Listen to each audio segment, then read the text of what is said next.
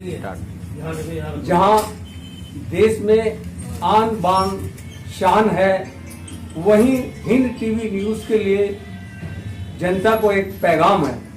हमारे चैनल में आपका स्वागत है। आज हम मौजूद हैं पत्रकार और सामाजिक कार्यकर्ता जनाब नौशाद अंसारी जी हमारे स्टूडियो में मौजूद हैं और इनसे बात करते हैं देश के जो वर्तमान हालात चल रहे हैं।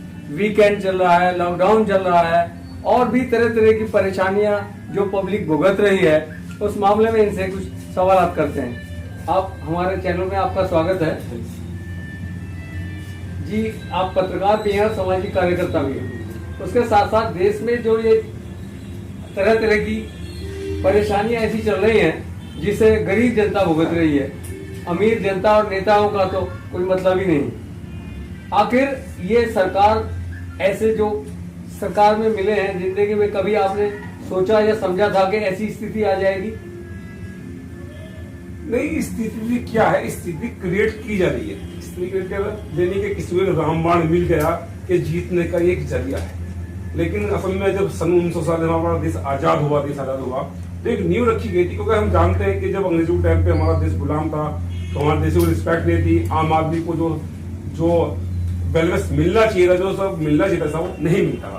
तो जो बहुत सारे स्वतंत्र सेनानी, अशफाकुल्लाह खान है, मौलाना अब्दुल कलाम आजाद और भगत सिंह, राजगुरु, उन्होंने एक सोच, सुभाष चंद्र बोस से लेकर बहुत सारे ऐसे जो हमारे देश के नेता रहे, उन्होंने मैं आपको स्टार्टिंग से बता रहा हूँ, उन्होंने सोचा कि सर हम कब तक गुलाम रहेंगे। जो हमारे साथ दयनीय अपराध किए जाते थे, हमें इंसाफ नहीं मिलता था, हमारे अपने लोग होंगे, हमारा अपना मुल्क होगा। जैसे जनता जो है अपराध जो वर्तमान सरकार द्वारा किए जा रहे हैं, पब्लिक को बहुत ही ज्यादा परेशान किया जा रहा है। जी जी, उसके हालात पे मैं आपसे हालात ये वो मतलब ये नहीं कि अभी जैसे आप देख रहे हैं, मैं रोज देखता हूँ कि लाखों की भीड़ जो है, चाहे वो बीजेपी हो, समाजवादी पार्टी, बहुत सारी जो पार्टियां हैं, हमारी नेशनल पार्टियां हैं, वो कह रही है हमारी भीड़ बहुत ज्यादा है, लोग हमारे साथ है, लोग हमारा सपोर्ट करेंगे। लेकिन वो एक तरह से जनता का गला घोट रहा है। एक तो इतनी बड़ी महामारी है, मुझे लगता था जो आज चुनाव आयोग ने घोषणा की है वो नहीं करनी चाहिए जी, उसको डिले करना चाहिए था। आज हम देख रहा 2 दिन का लॉकडाउन लगाया गया, हो सकता है इसको आगे बढ़ाया जाए। मतलब ये बात तो गाड़ू में है, सरकार जानती है। ऐसा पहले भी हुआ। हाँ, झूठ बोला गया है। मोदी जी ने कहा कि एक स्वेच्छा से हम चाहते हैं जनता हमारे लिए बंद रखे, उसको बाद बंद ही कर दिया गया। अच्छा बात, अब लॉकडाउन की कर रहे हैं। ये जो कोरोना है, जो लगभग 160 करीब देशों में अभी भी है, लेकिन जितना बुरा बर्ताव हमारे देश में हुआ, हमने देखा कि लोग 100-200 किलोमीटर पैदल चल के जा रहे हैं और सरकार ने, पुलिस ने उन बजाय उनको पानी पिलाने के, उनको संवेदना देने के, उनको हड्डियां तोड़ी जी, उनकी सहायता करने के बजाय उनके साथ मारपिटाई की। हाँ, लेकिन मैं आपको बता दूं जी साहब, सच ये है कि 160 देशों में ये कोरोना फैला, ठीक है ना, सबके सामने प्रॉब्लम थी, लेकिन उन्होंने अपने साथ अच्छा, अपने जो नागरिक के साथ उनका अच्छा बर्ताव किया। लेकिन हमारी सरकार ने हमारी हड्डियां वो तोड़ी। आपने देखा होगा कि लगभग 100 किलोमीटर दूर चलने के बाद एक उसका बच्चा जो था वो मर गया, उसको गांव पहुंचना था। इसको कोई सारी वीडियोस भी बनी है। जब उसने पुलिस ने रोका तो उन्होंने कहा कि हम रुक जाएंगे, सरकार मत जाने दीजिए, कि आपका बच्चा जो उसको बच्चे को देखा गया तो देर 3 बच्चा दूध से मर चुका था। ये कितना, मैं कहता हूँ ये बहुत दुर्भाग्यपूर्ण है। और जो सरकारें हैं वो जितनी गवर्नमेंट शायद डूब के मर जाए तो भी जनता का दुर्भाग्यपूर्ण है। और एक समय ऐसा है, एक बच्चा अपनी मरी हुई माँ के साथ कैसे खेला हम देख रहे हैं, यानी कि उस बच्चे को पता ही नहीं, उस बच्चे को पता ही नहीं कि उसकी माँ का जो स्टेशन पे पड़ी हुई थी और वो चादर उड़ा के अपनी माँ के पास हो गया, जबकि उसकी माँ एक्सपायर। हाँ, वही मैं कहना चाहिए साहब, मतलब कि यानी कि वो बच्चा तो बच्चा है, मासूम है, वो 3-4 साल का बच्चा। वो वीडियो देखी है कि 3-4 साल का बच्चा था। मतलब ये कितना दुर्भाग्यपूर्ण है। मैं अगर इसकी भर्त्सना अपने शब्दों में करना चाहूं तो मेरे शब्द मेरी जो है जबान से नहीं निकल रहा है। मतलब कितना दुर्भाग्यपूर्ण है। जैसे मैं आपको बताना चाह रहा था सर कि और भी 160 देशों में कोरोना आया। ब्राजील में तो, पर इटली में तो इतनी बुरी हालत थी कि सड़कों पे लाशें दिखी, लेकिन इतना बुरा बर्ताव किसी भी देश में नहीं हुआ। जैसे आपको बता रहा 2-2 एक लड़की थी, वो 800 किलोमीटर साइकिल चला के अपने बाप को घर लेके पहुंची। कितना दुर्भाग्यपूर्ण है। और एक चीज जो अभी तक किसी ने नहीं बताई, मैं पर्पस बताता हूँ। जब सरकार को लॉकडाउन लगाना ही था, देखिए हमारी जो इंडियन रेलवे है डेली 5 करोड़ लोगों को अपने घरों तक पहुंचाती है डेली पर डे। जो पिछला आंकड़ा है कोरोना से पहले का, वो जो टिकट बेचे वो काउंटिंग होती है, लगभग 5 करोड़ यात्रा हमारे देश के लोग रेलवे से करते हैं। जी, एक रेलवे के ऊपर मुझे याद आया, मतलब हमारी सरकार को ये नहीं चाहिए था कि भाई अपना अपना अरेंजमेंट कर लीजिए, और ये बीमारी भयंकर है, इसके परिणाम भी भयंकर होंगे, आप लोग कुछ भी इंतजाम कीजिए, जबकि लोगों को जाने के लिए कहीं रास्ते में परेशानियां झेलनी पड़ी। हाँ, मैं उसी पर हूँ जैसे सब उसी पर हूँ। अगर जैसे था अभी कोरोना पर भी हमने देखा कि डोनाल्ड ट्रम्प भी आए, उन्होंने उनका स्वागत किया गया। कोरोना यानी कि दिसंबर में ही 25 दिसंबर को कोरोना का पहला मरीज मिल चुका है। 25 दिसंबर को यानी कि हमारे देश में कोरोना का आगमन हो चुका था, लेकिन सरकार सोई भी थी। डोनाल्ड ट्रम्प आए, बहुत सारी चीज आई, उनका स्वागत हुआ, लाखों की भीड़ मंगाई गई, यानी कि तब तो हुआ। अगर मात्र 3 दिन ही अगर दे दिए जाते, जैसे कि हम अगर आसपास के जो हमारे बिजनौर वगैरह, ये बात बहुत बढ़िया है आपकी। तो अगर जैसे आसपास के 100, 200, 300 किलोमीटर के जो लोग हैं, अगर उनसे कहा जाता क्या देखो भाई 2 से 3 दिन का समय है, कोई इतनी स्पीड नहीं पकड़ी थी कोरोना ने। उनसे कहा जाता बाबा हम दिल्ली से, मैं अब इस टाइम दिल्ली में बैठे हुए हैं, आसपास मान लो जैसे बिजनौर हो गया, मुरादाबाद हो गया, रामपुर, ऐसे 200-300 किलोमीटर के दायरे के जो जिले हैं, अगर उनसे कहा जाता कि भाई देखो अब हमने लॉकडाउन लगाना है, अब बहुत हो चुका और यही मात्र एक विकल्प है, अब जो चाह जाना चाहे पहुंच सकता है। लेकिन अब मैंने इद्रिस जी आपसे कहा कि 5 करोड़ पर डे जो है हमारी रेलवे पहुंचाती है यात्रियों को, पर डे 5 करोड़। 5 करोड़ कम नहीं है, बहुत। अगर 3 दिन का समय दिया जाता तो लगभग 15 से 20 करोड़ लोग अपने गंतव्य तक पहुंच सकते थे, ठीक है ना, और रास्ते में उनकी मौत भी नहीं होती। फिर क्या क्या गया कोरोना काल में, जैसे हमने मरकज देखा, मरकज का भी मैं देखो आप नहीं पूछा सवाल, मैं आपको ध्यान में आ गया। मरकज से हमने देखा, मरकज सभी जानते हैं, यानी कि साई सिडनी में 5000 लोग मौजूद थे, वहां कोई कार्यवाही नहीं हुई, और भी आरोप लगाया गया उनके ऊपर, यानी कि जमाती कोरोना, यानी कोरोना जिहाद कहा गया, बहुत सारी चीजें, और बाद में वो सारी चीजें वापस भी लेनी पड़ी। और उन्हीं के तहत जब वो हुआ था ब्लड से, तो ठीक भी हुए। हाँ, उन्होंने अपना प्लाज्मा डोनेट किया लोगों को। लेकिन हम बात अगर धार्मिकता की, धर्म एक निजी मसला है, अगर मैं हिंदू हूँ, आप मुसलमान हो, धर्म मेरा नहीं बता, लेकिन देश सर्वोपरि है।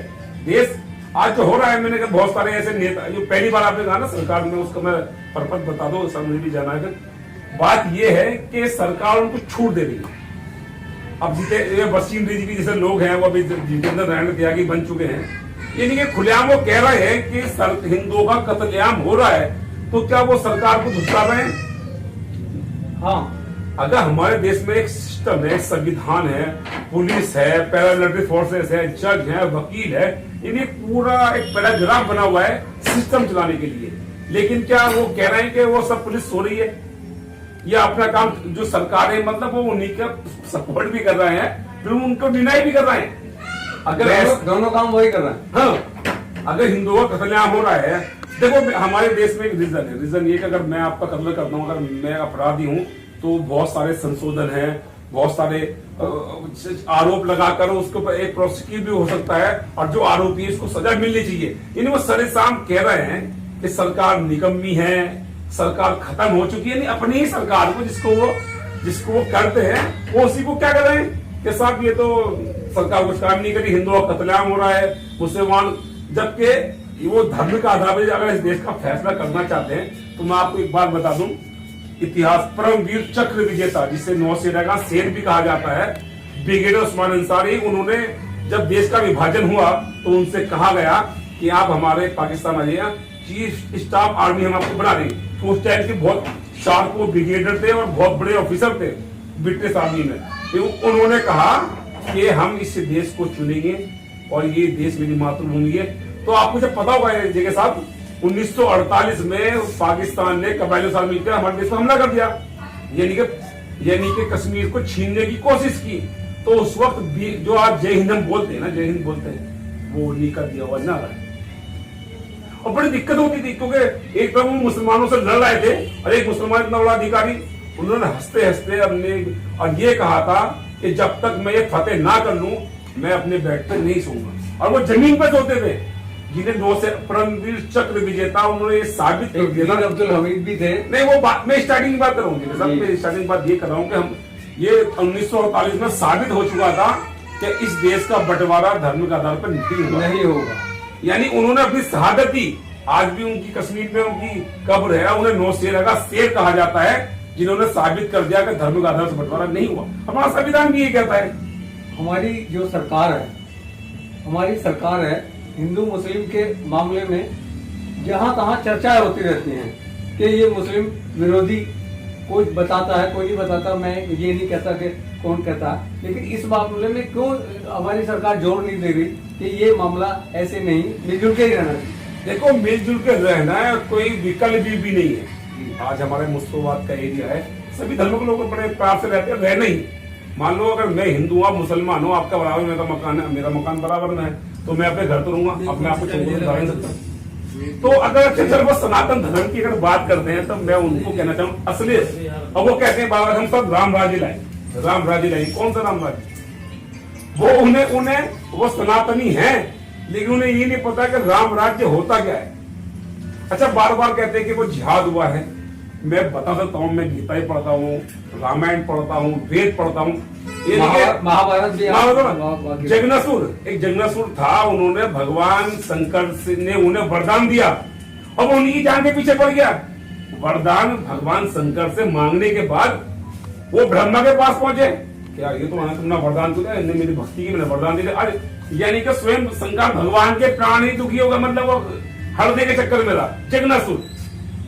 तो फिर क्या उन्होंने ब्रह्मा जी ने उनका वध किया। बात है। अच्छा, आप महाभारत की बात कर रहे हैं, बात थी सत्य असत्य की, यानी बात सत्य और असत्य की थी। जब पांडवों को कौरवों ने धोखे से उनका इंद्रप्रस्थ छीन लिया, ठीक है ना, धोखे से हुआ था, तो फिर बात विचार को परिवार तो एक ही था। अब मैं उनसे अगर सवाल करूं, आपके द्वारा सवाल करूं, उस टाइम कितने मुसलमान थे सर? और ये तो कुछ परसेंट होंगे। नहीं, वो उस युद्ध में कितने मुसलमानों ने पार्टिसिपेट किया? क्या होगा? आपने, अगर आप इतने बड़े, आपने महाभारत देखी होगी, क्या उसमें मुसलमान शख्स का किरदार है? महाभारत में कोई मुसलमान शब्द का नाम आपने सुना कभी? नहीं। तो सारे एक ही परिवार से थे ना, सारे सनातनी थे ना, तो फिर क्यों हुआ युद्ध? यानी कि यूं कहते हैं इस ब्रह्मांड का सबसे बड़ा युद्ध है जो महाभारत हुआ।